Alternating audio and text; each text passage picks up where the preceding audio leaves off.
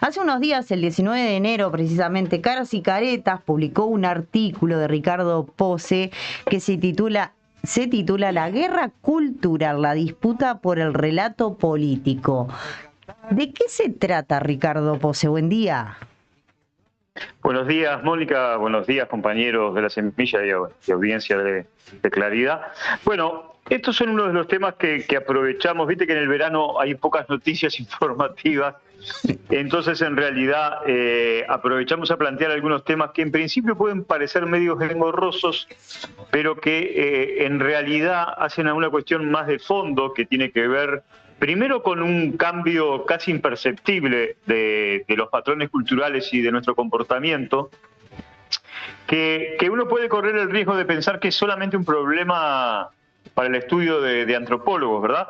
Sí. Es decir, ¿cómo pasamos de esta necesidad del vínculo con otras personas a través de un celular?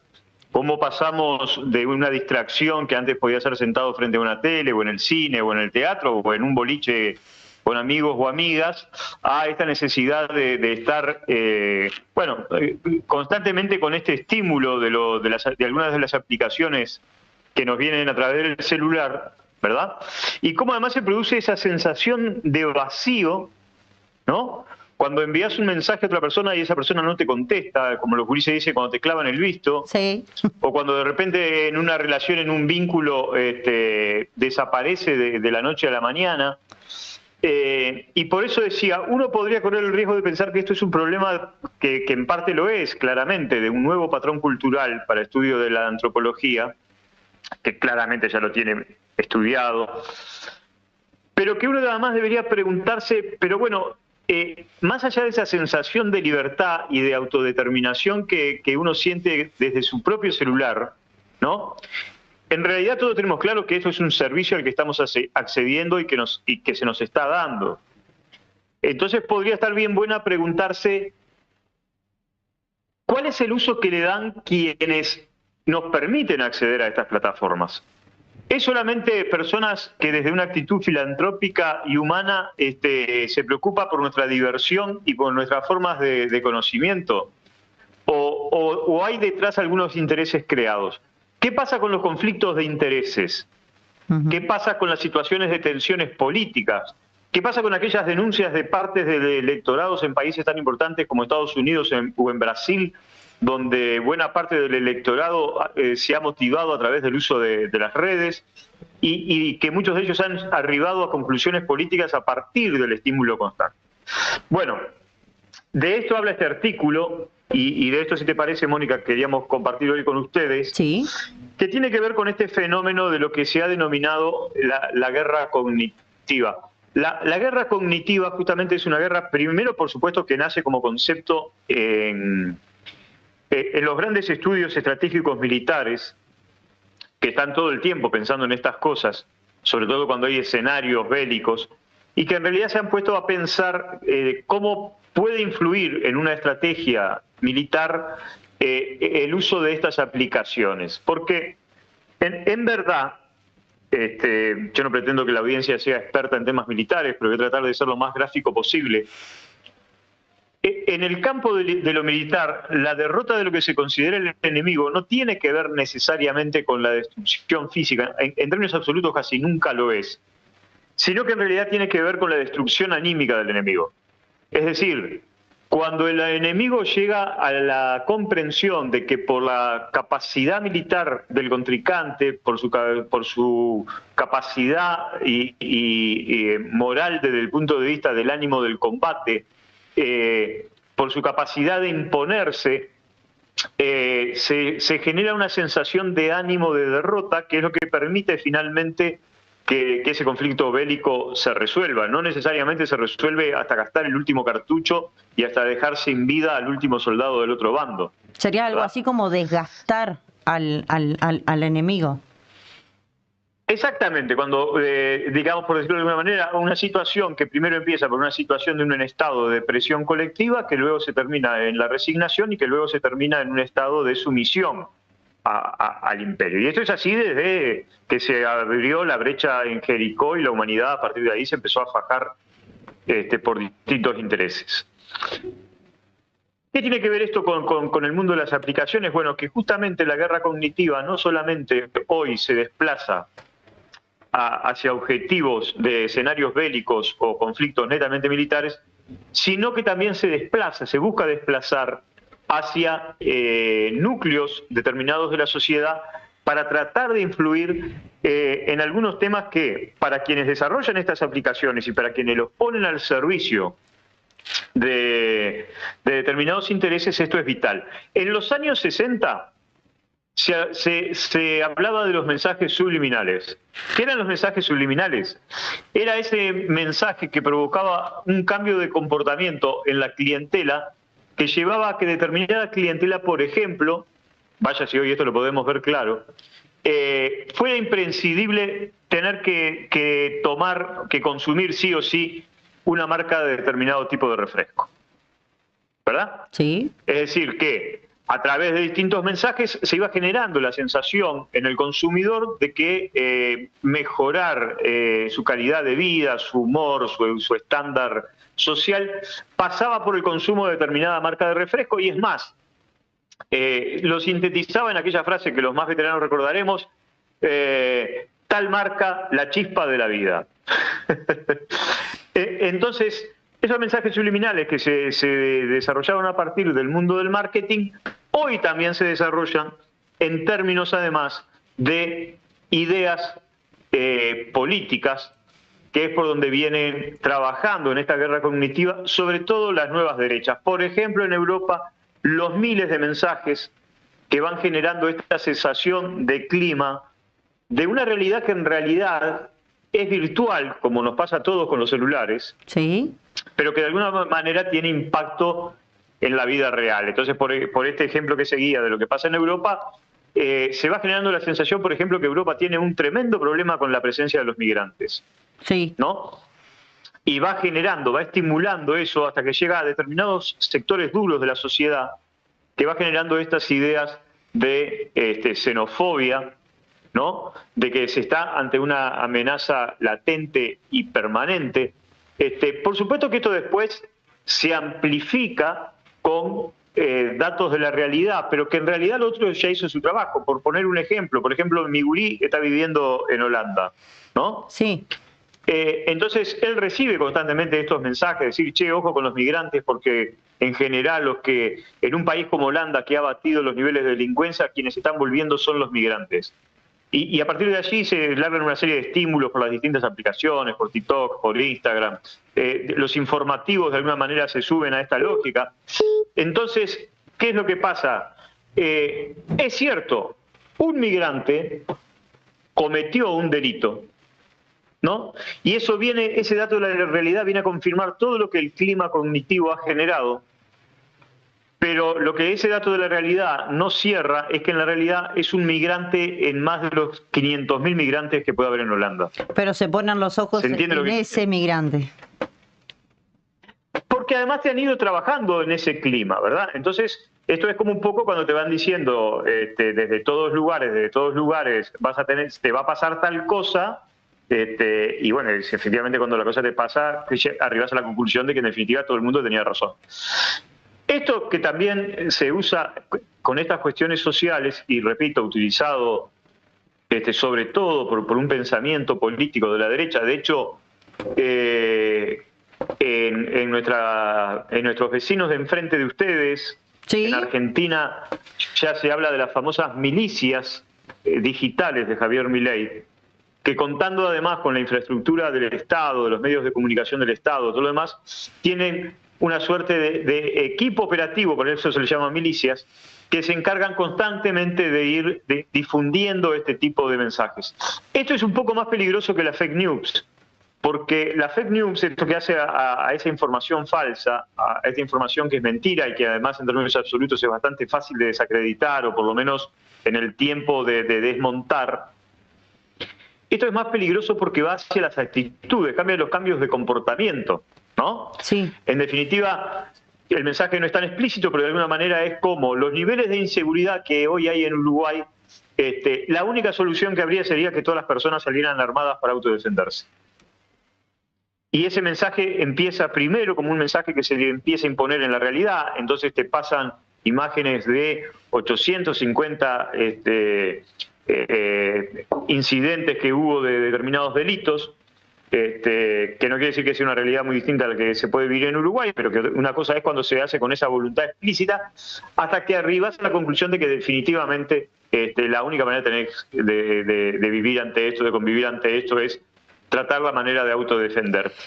Eso es lo que explica esta guerra cognitiva, que va de alguna manera buscando los cambios de actitud, pero que además tiene un elemento peor, Mónica. Sí. Y es, yo supongo que tú, como muchos de los oyentes, sos usuarias de TikTok. Y si no, te invito, aunque sea, a explorarlo. No. Te invito a explorarlo. Vos ahí recibís una información de un audiovisual que además nos han acostumbrado a que en términos absolutos ya un minuto es una eternidad, ¿no? Sí. Entonces en mensajes de 30 segundos recibís informaciones, síntesis políticas, o sea, hay una infantilización de cómo vos recibís la información, ¿no? Se te va infantilizando, además se está apelando a tu lado más emocional, no a tu lado racional, no a poder brindarte un paquete de información que te permita sacar tus propias conclusiones, y esto se hace a través de dos métodos. El primer método es la información concreta, sintética y de escaso tiempo, es decir, estos 30 segundos, un minuto y medio como mucho, donde se te tira todo un paquete de información que en general está dispuesta de alguna manera para que apele más a tu lado sentimental y emocional, ¿no? Sí. Nosotros en algunos de los talleres que hacemos en APU siempre ponemos el ejemplo. Una cosa es un titular que diga: joven de 16 años asesinó a su madre, ¿no? Otra cosa es que yo te diga: un joven de 16 años mató de 63 puñaladas a la madre. ¿Se entiende la diferencia? Sí. Entonces, esto también va generando una forma distinta de cómo dar la información, de cómo, porque si a vos te dan la información de que un hijo mató a su madre, es efectivamente un hecho trágico y lamentable. Si yo le agrego que además la mató de tantas puñaladas, a vos además ya te genera una cierta animosidad hacia el joven, más allá de seguir considerando que fue una tragedia. ¿Se entiende? Sí. Y todo esto se está trabajando. No solo se está trabajando de las redes, sino que en determinados contextos, en algunos lugares, también se está trabajando de los grandes medios de comunicación, porque en realidad muchos de los medios de comunicación entienden que están perdiendo terreno ante las redes, pero en la medida que las redes se están convirtiendo, de alguna manera, como dice algún capo cómico por ahí, el conventillo virtual se está instalando en nuestra cotidianidad, bueno, ahí hay una apuesta muy fuerte a esta guerra cognitiva que va hacia ahí, y que en realidad en algunos lugares se empieza a tener impactos de expresiones políticas concretas. Por ejemplo, parte de esta guerra cognitiva es la que explica el retorno de Donald Trump al gobierno de Estados Unidos, y que va a explicar muchos de los avances, sobre todo de las derechas, en buena parte de nuestro continente y en Europa. Como podemos, perdón que te corte, pero ahora que hablaste, ahora que hablaste de él justo, bueno, podemos ver que el creador de Facebook o el de Twitter que estaban ahí también, ¿no? En la asunción de él, y hoy los diarios que se encabezaron todos fue con, bueno, se terminó, no se terminó el recreo, sino que bueno, que van a ser más firmes en la entrada de los inmigrantes a los Estados Unidos. Sí, entre otras medidas. Fíjate tú que por ejemplo, alguna de las medidas que tomó, cumpliendo incluso tiempos récord, ¿no? Sí. El 16 de enero, fíjate que estamos a 21, ¿no? Hace 5 días. El 16 de enero, el expresidente Biden había retirado a Cuba de la isla de países patrocinadores del terrorismo. 5 días después, Donald Trump la vuelve a incluir. No le dio tiempo ni al festejo. Esto que alguien podrá decir. No, pero que además tiene que ver con esto de cómo una serie de medidas que venía tomando en un buen sentido, por decirlo de alguna manera, Biden al final de su mandato, se acordó un poco tarde, cierto es, ahora la hegemonía de la presencia de la derecha Donald Trump vuelve a echar atrás esas decisiones, pero además avalada por todo esto que veníamos hablando, que también impactó en la decisión de un voto, y eso que veníamos hablando con el ejemplo de Holanda, también lo podemos decir para Estados Unidos.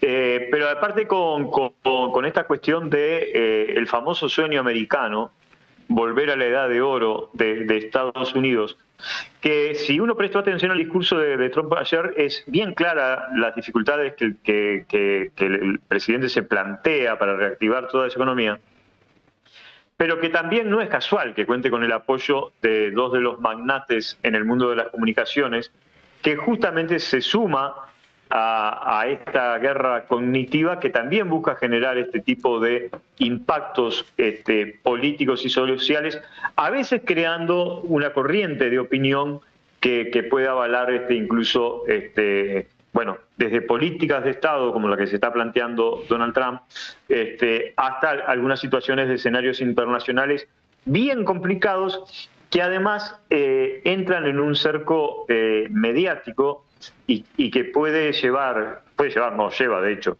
a que buena parte de la población civil y de las sociedades se hagan una idea, una composición del lugar que poco tiene que ver con la realidad. Ricardo, me vengo un poco más cerquita, nos venimos al Uruguay, porque Dale. Hablando de todo esto, creo que ya lo habíamos tocado en alguna ocasión, ¿no? El tema también cuando se empieza a viralizar de distintas maneras en esta serie de homicidios, ¿no?, que hubo en Uruguay. Todos los titulares, creo que yo te lo pregunté a ti, si no recuerdo mal, todos los titulares de los diarios contaba con antecedentes penales, contaba con 10 antecedentes penales, 5 antecedentes penales. Había estado recluso, había salido hace poco tiempo de la cárcel. Eso también, como que a veces cuando vos lees un diario te lleva como a pensar, bueno, pero venía de una mala vida, algo le había pasado, estaba con esto. ¿Es también una manipulación esto? Bueno, yo creo que ahí hay una parte importante de responsabilidad de los medios que difunden determinado tipo de noticias, ¿no? A ver, todos estamos claros que Uruguay está atravesando por una situación de inseguridad importante, bastante importante. Y será justamente uno de los mayores desafíos de la futura administración de gobierno ver cómo enfrenta esta situación. Pero también es cierto que muchas veces no colabora, por decirlo de alguna manera, cuando los medios de comunicación, en el afán de imponerse en el relato, le dan todo un matiz a la información, que no hace más que sumarse a una visión del combate a la inseguridad pública que tiene que ver con una política netamente punitiva, ¿no? Sí. Es de alguna manera como que generar una otredad, ¿no? Es decir, un distanciamiento del otro que flaco favor hace. Yo no soy de los que están en ese puritanismo de decir que todas las personas que delinquen son unas pobres víctimas de situaciones sociales. No caigo en ese lugar que quizás en los años 60 en otra sociedad como la uruguaya era más por lo menos observable. Pero también es cierto que como sociedad nosotros tenemos que restablecernos. ¿A qué me refiero con esto, Mónica? O efectivamente seguimos apuntando a pensar en que es posible políticas de rehabilitación, ¿no? O llegaremos a la conclusión de que estamos en el medio de una guerra social donde hay otros a los que ni siquiera le podemos dar la chance de pensar en una rehabilitación y por ese camino esto será una guerra de nunca acabar. Y yo creo que muchas veces los medios, o algunos medios, trabajan con esta visión de esa necesidad de otredad, que es como vos decís. Yo siempre me pregunto, es cierto que nosotros, por ejemplo, no somos de un periodismo que nos encarguemos de la crónica policial, y que justamente porque tenemos algunos pruritos en cómo ha sido el encare, pero sí de alguna manera nosotros hemos reivindicado, decir, capaz que es más importante ver el contexto del fenómeno de la delincuencia, ¿no? El contexto en el que se produce el incidente delictivo, que simplemente hacer eje en el centro, y tiene que ver con esto que vos decías, de los antecedentes, por decirlo de alguna manera, de la persona. Porque en realidad eso también busca abonar una política de mayor punitividad. A ver, para ser sintético, si fulanito de tal salió hace poco de la cárcel y volvió a delinquir, capaz que lo mejor es que se pudra en la cárcel. Cuando todos sabemos cuáles son las condiciones, si hay algo que no está pasando en Uruguay con nuestro sistema penitenciario es que esté en condiciones de rehabilitar a nadie. A nadie. Y ese es un problema general. Pero, y aquí viene el pero, en vez de los medios de prensa profundizar sobre las situaciones o las posibles soluciones o los caminos que hagan que las cárceles dejen de ser, en definitiva, una gran escuela de delincuencia, seguimos abonando la imagen sobre el delincuente, ¿no? Cuando eso en realidad ya está de alguna manera en la lupa, ¿verdad? Y eso se resolverá con las políticas desde el punto de vista de prevención y represión necesarias. Pero lo que hay que hacer es lo otro, porque además ahora ya empezaron a aparecer, cuando no, los clásicos iluminados que piden soluciones a lo Bukele en El Salvador, y trasladan mecánicamente una realidad como la de El Salvador, como si eso pudiera ser aplicable en Uruguay. Y en ese sentido yo comparto contigo que si bien puede haber quizás no una manipulación exacta desde algunos medios de prensa, por lo menos hay sí una ingenua irresponsabilidad, por llamarla de alguna manera, en el formato de cómo se dan ese tipo de noticias. Ricardo, en uno de los, con esto ya te voy dejando, ¿no? Pero en una, creo que es al principio del artículo que escribiste, hay dos actores muy importantes en todo esto, que una de ellas se ha encargado durante estos años de tuitear y retuitear todo lo que ha podido. ¿La seguiremos teniendo en ese rol durante estos próximos 5 años? Bueno, sí, efectivamente yo ahí menciono a la senadora Graciela Bianchi y de alguna manera lo que yo quiero dejar reflejado en ese artículo es que lo que uno podía observar en estos 5 años de gobierno es que muchos de esos mensajes más agresivos, incluso teniendo el tupé de reconocer que muchas veces difundió noticias falsas para generar un estado político, eran prácticamente, podríamos decir, actitudes individuales de estas personas, ¿verdad? Por lo menos Graciela Bianchi nunca reconoció que perteneciera a una estructura dentro del Partido Nacional que fuera impulsor de estas cosas. Lo que yo advierto es que a partir de este periodo en que ellos pasan a ser oposición, seguramente muchas de las cosas que veamos dejen de ser actitudes individuales de algunos legisladores, por más que lleven su firma, sino que empiece a ser obra de una campaña sistemática de sectores más organizados de la derecha y de la extrema derecha política en Uruguay. Y termino con este ejemplo, a pesar de que me cueste mucho darle difusión, pero bueno, existen. Ustedes saben que ha aterrizado en Uruguay La Derecha Diario, que se suma a otra página web de extrema derecha que se llama El Informante, que aparentemente trabajan como medios informativos, pero que en realidad, bueno, en el caso de La Derecha Diario no cabe lugar a dudas en qué lugar del espectro político está parado. El Informante pudiera llamar, y claro, el Informante pudiera llamar quizás a relacionarlo más con un medio de prensa que con un lugar donde está parado, pero si ustedes prestan atención, desde principios de este año hasta ahora, van a encontrar un día sí y otro también, o me animaría a decir, cada una hora o cada un par de horas, menciones que tienen que ver sobre los nuevos jerarcas de la nueva administración, cuando aún además no han asumido. No han asumido, le faltan unos días. Y han empezado, bueno, de esta campaña de desgaste político de la imagen a través de algunas imágenes de archivo, por supuesto que en general casi todas ellas con contenidos modificados, pero que han empezado en esta campaña. Entonces lo que yo advierto es que en estos 5 años que viene del gobierno de Yamandu Orsi, este tipo de ataques que durante el gobierno de Luis Lacalle Pou parecían ser obras individuales de algunos actores políticos, ahora va a pasar a ser, en esta guerra cognitiva, un método planificado y organizado de algunos organismos o estructuras pensadas para esto. Ricardo, muchísimas gracias, como siempre, un gusto charlar contigo. Igualmente con ustedes y muchas gracias por el espacio.